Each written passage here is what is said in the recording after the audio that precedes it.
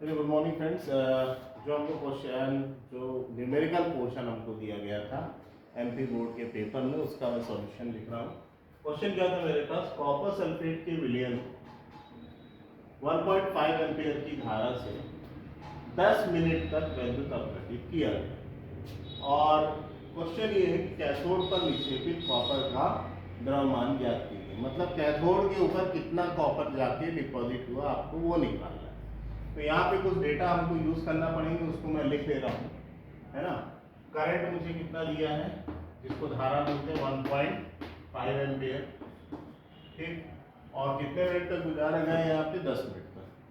तो टाइम मैं लिख लेता हूँ 10 मिनट। लेकिन टाइम जब भी आप न्यूमेरिकल सॉल्व करें वो सेकंड में होना चाहिए, इसलिए 10 इंटू 60 करेंगे तो ये कितना आ जाएगा, 600, ठीक। अब आपको क्या निकालना है, आवेश,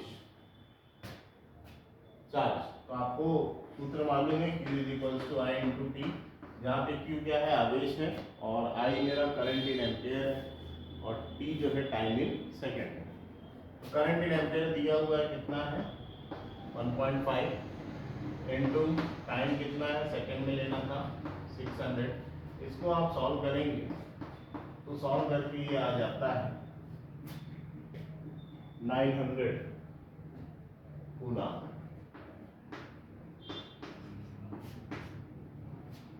ठीक है। अब आपको किसका विलयन जो है, कॉपर सल्फेट को आपने विद्युत अपघटित किया, लेकिन विक्षेपित कौन हुआ है, कॉपर। तो कॉपर, क्योंकि सल्फेट -2 होता है तो कॉपर +2 होता है, इसलिए कॉपर का निक्षेपित का अभिक्रिया लिखेंगे, CO2 +2 electron will give you C।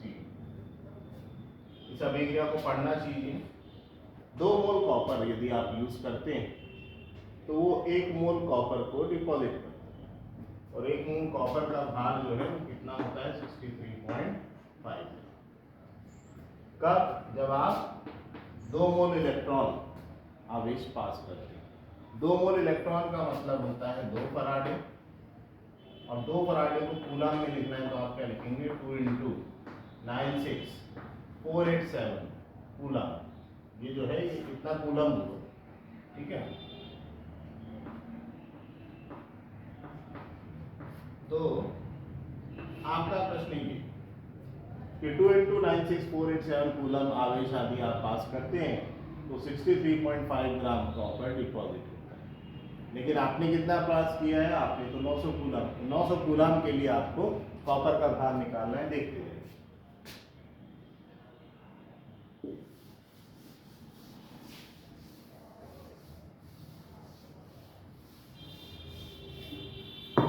तो हमारा डेटा क्या था, 2 इंटू 96487 कूलम के लिए 63.5 ग्राम कॉपर विक्षेपित हुआ, ठीक।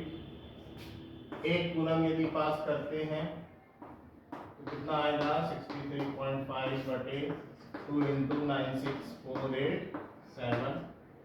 अच्छा, 1 फराडे आप 96487 कूलम भी लिख सकते हैं और 96500 कूलम भी लिख सकते हैं, दोनों ही आपकी बुक में एनसीईआरटी में दिया हुआ है।